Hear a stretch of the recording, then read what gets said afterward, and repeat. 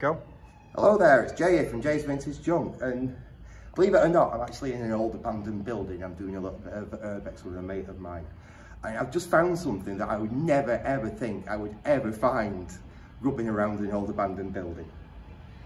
Let me just see if I can find it again today. There we go. Look what I've just found. What's the chances of that? With what I like to play about with. So yeah, this is going to come home with me, and we'll see if we can get this working. That'll do. Right, I am back from my little urbex adventure, and well, first thing I'm going to do is I'm going to put some gloves on. So, now this thing really is that disgusting. I had to carry it back to the car, and as soon as I got in, I washed and scrubbed and cleaned my hands.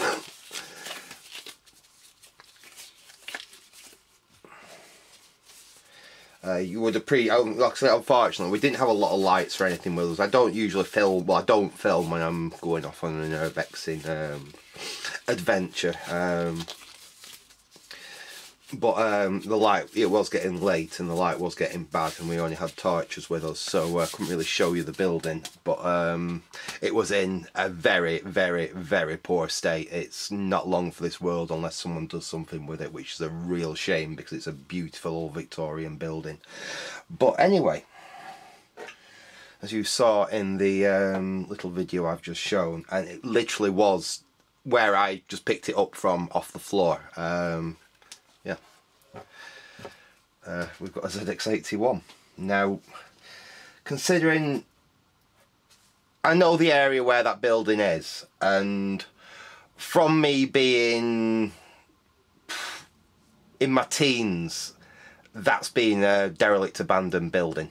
So that building has been abandoned for at least 30 years, if not probably a little bit longer than that. Like I said, it was probably a bank or something like that originally. It was something quite high staked, and eventually it ended up as a nightclub, and then, you know, as these things happen, it just fell into disrepair, and there is very little of it left now. It is getting to the point where, like I said, if someone doesn't do something with that building soon, it will probably fall down or have to be pulled down. Anyway, like I said, I was grubbing around, and I literally, this was on the floor like that. And that's, I was shining my torch around, and my torch just saw that there. I thought, hang on, I recognise that. So I bent down and turned it over. I thought, I can't believe this. Of all the things you will find in an abandoned building, it's usually, you know, homeless encampments and pigeons and pigeon poo and rats and other nasty things, but not a ZX81. Interesting, it's got a number 1 on it, so has this possibly been used in a school or something like that? We've got some a corner chipped out of it there, unfortunately, although I do actually have ZX81 parts. I've got pieces of case and stuff, so we could change that if we wanted to. Anyway, I thought I could do it quickly in this video. This isn't going to be a full restoration video or anything like that here. I'm just really curious to see exactly how much of this has survived. Let's open it up. Well, I need to take it apart anyway because I need to clean this thing. I don't really want to handle this without gloves on at the moment. Like I said, bear in mind that building is full of, it's probably got rats in it, it's definitely got pigeons in it, and everything is covered in pigeon poo, and yeah, it's nasty. And this is covered in pigeon poo and is very, very nasty. So what I'm going to do in this video is basically take this thing completely apart, and then it can go in the sink and it'll be scrubbed up and cleaned, and then, like I said, probably in the next video we'll actually have a look at these parts properly, and we may even see if we can get this to fire up again and actually work. So first things first, let's, and the other thing is, I don't know how long that's been in that building, but these screws are going to be fun to get out. I've got a Phillips here. Let's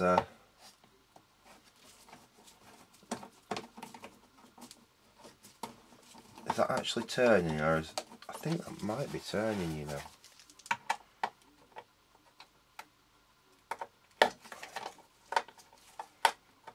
I might have to actually get a flat. The screw was turning, but I think it's basically so worn and rusted that the screwdriver is just slipping out. Let me see if I can get it with a flat blade. It is turning.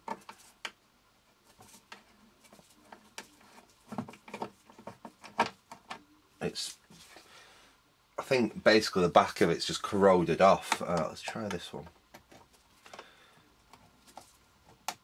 Again, this is being dropped to smash. That's right. We're in so far. So there's quite a lot of plastics damage on this.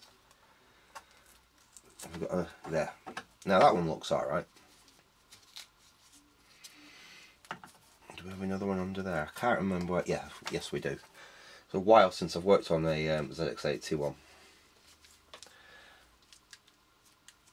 Let's swap back to that Phillips bit. Let's see if these are actually going to unscrew. That one is. That's still shiny. That's amazing. Let's see if this one will come out. This one perhaps not so much. Oh, it is undoing.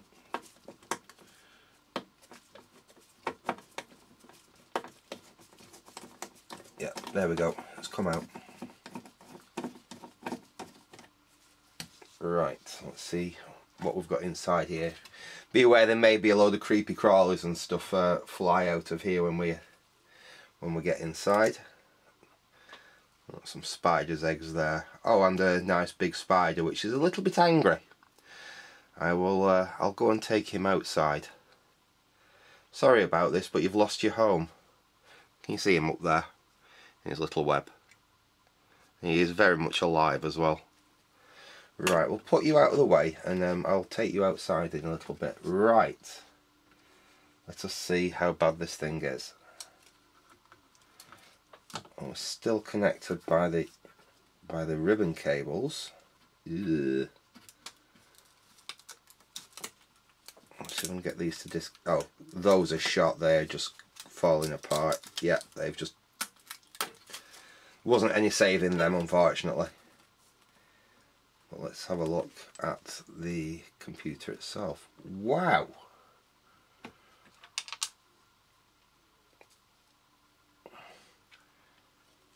I'm absolutely astonished. Now there's lots of dead bugs and things in there, but wow. That does not look as bad as I was expecting it to. I was expecting this thing to look a hell of a sight worse than that. Some corrosion on the modulator and the connection round there. There's some light corrosion round here. And obviously the fixing bolt there is heavily corroded. Apart from that, it doesn't look ridiculously terrible actually.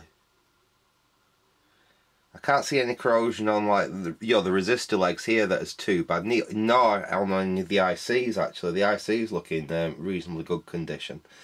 There's some corrosion around the solder down the ULA there, but and there's cobwebs all over the main board.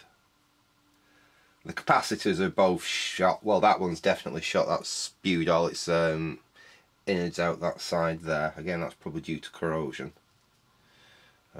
What revision have we got here?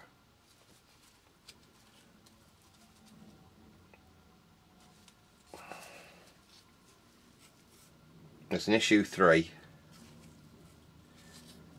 Now like I said, the modulator may not work. We'll probably use a bypass on that anyway. These are probably going to be an issue, obviously, because we've got our headphone, our mic and ear jacks there, and our power jack. They could well be an issue.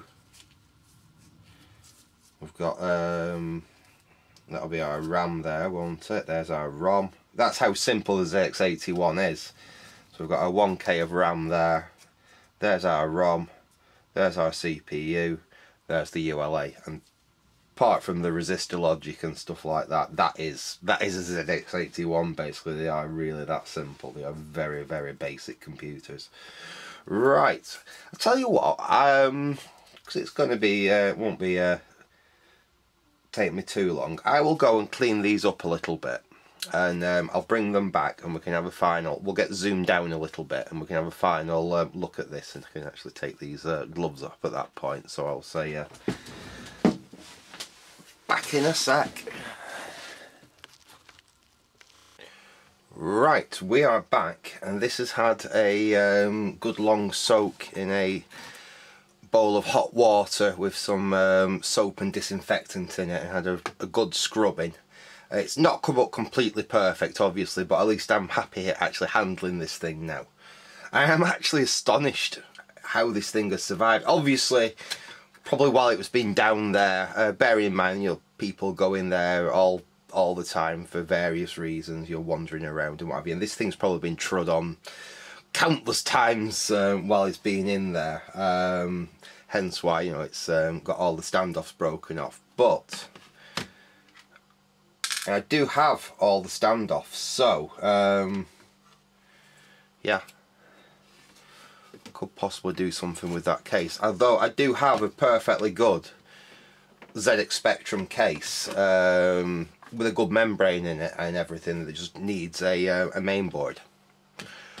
But would it be a shame that, shall we see, what do you reckon? Do you reckon I should see if I can get this working and put it in a good case, or do you reckon I should see what I can do about restoring this case as best I can, you know, redo all the standoffs? And I'm kind of going down that way. Let's see if I can actually put this case back together as best I can, and get this specky work, this ZE working again. This has basically cleaned off. Literally cleaned all the cobwebs off it. It was absolutely covered in cobwebs. We've got, let me get you zoomed down so you can have a bit of a better look at this. Now bear in mind, it is still a little bit damp. This has not fully dried yet, so we're not going to be trying powering it up in this video. But considering the conditions that this was found in, it's not half bad. Obviously we've got a lot of corrosion on the edge connector there that'll be needs to be dealt with. I'm pretty certain the well, the modulator's probably, let's pull the cap off that. Obviously I'll also have water in it from me washing it, but let's pop the top off the modulator and see how bad it is in there. So that probably won't be being used anyway, because I'll do the composite mod on this, so we can use it with a modern monitor. But no, actually, even in there, it's not bad. It's not horrendously corroded. I mean, this building does still have a roof on it, you know, and it's a multiple level building with some of the floors being concrete. So, I mean, although it was a damp environment, there's no way this would have got flooded or anything under there. Yeah, I'm absolutely astonished how actual good a condition this thing is. See our Z80, we look down there, there's not even any corrosion on the actual legs. Our ULA is the same. Now, there's a bit of corrosion, if you look on this way, actually down at the solder points, down there's a little bit of corrosion, but it's not horrendous. I think probably my plan of action with this thing, oops, I will let it dry out. In fact, let's get these bits of broken plastic off there. That's the first thing to do, isn't it? Because we will need them if we are going to look at actually repairing that old case. Let's undo these and get these off.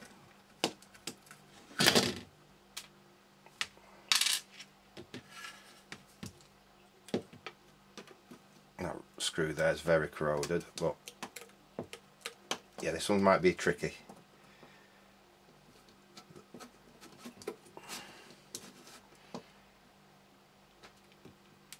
Oh, it's turning. Just. Ooh, that was stiff. There we go. we got that one off. I may have to find a new screw for that because that is horrendously corroded.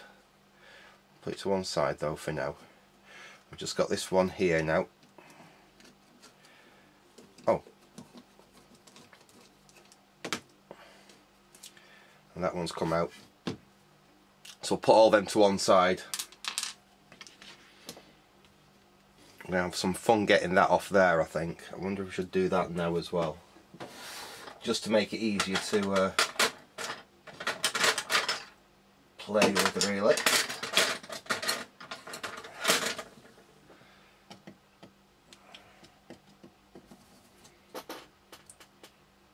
We were probably going to have to cut that off. You look how corroded it is on that side. Let's just see.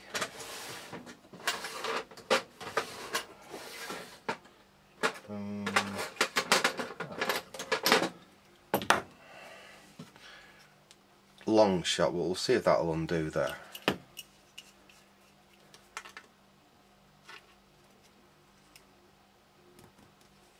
Oh wow. It actually undid. I can take that. However, that heatsink and the screw is completely corroded to the actual voltage reg. Ah, there we go, it's just got it turning. Right, I've got that off. I should really have some anti-static on while I'm doing this, especially considering we've got a possibly good ZEULA there. So let's take that off.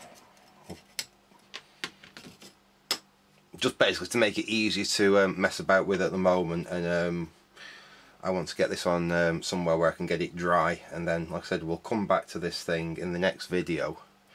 We can do some basic tests on this thing, and we can actually see if we can get some life out of it. Wouldn't it be amazing if this thing it just fires up and it's got, you know, all the ICs and everything are still good on it. I'm expecting it to have some faults, I'm expecting it to have some problems at least, but wow, that I'm pretty blown away. I was expecting that to be in. I was expecting that modulator to be pretty much rotted away. I was expecting, you know, capacitors and resistors to be dropping off the boards. I was expecting possibly even the ICs to be of, you know, in very bad condition. But obviously we lost the ribbon cable. That has just gone, you know, completely hard. There was no way I was getting that off without breaking. I may be able to trim this down and reuse it. That's if, you know, the membrane still works. Bear in mind this thing has been very, very wet. If not, you can get new replacement membranes. That's not a big issue. But even the connectors that the membrane go into, I mean, it's broken off. Let's see if we can get that bit out there. But it doesn't look like there's loads of corrosion in there. They even look fairly shiny. Let's see if we can pull that out. Yeah, there we go. That's the bit that are broken off, but there's a bit more corrosion down in that one. I have got replacements for these in stock anyway, but that one actually looks in really, really good condition. That might just need a, it's got a little bit of the old thing, I think, still stuck in it there. Let's see if we can pull that out. There we go. No, the pin's look in really nice condition on that one. I said that one perhaps not quite so much, but that one looks like it's pretty much usable straight away. So yeah, anyway, I'm going to leave it there for this video for this now. This was a bit of an impromptu video. Like I said, me and my mate were going check out that old nightclub, and I was not expecting to find vintage computers in there, inside it. So like I said, I'll leave it here for now. When we come back, this should be nice and dry, and in the next video we'll actually see if we can actually get this board to perhaps power up and do something. So I'll say hope you enjoyed that. Thanks for watching, and goodbye.